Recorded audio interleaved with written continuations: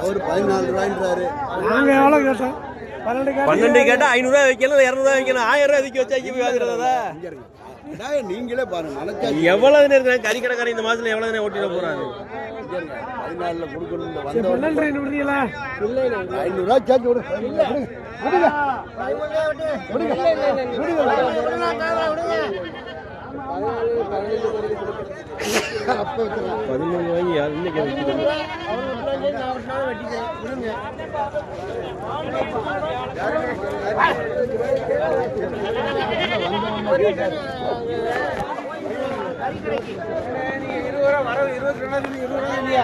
ஒரு ஓடு பாருங்க. 13 ரூபா விடுங்க. 13 ரூபா விடுங்க.